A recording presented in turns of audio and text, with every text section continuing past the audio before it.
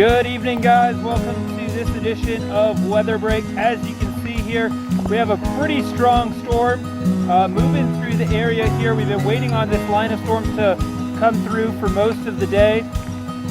We are under a flash flood watch in this area through tomorrow evening. We had 3 severe thunderstorm warnings and 1 tornado warning today in Louisiana and Mississippi. This is a very cold thunderstorm. It's very cold at the surface, only about 44 degrees. But we have seen some lightning and thunder with these storms that have been moving through, elevated thunderstorms.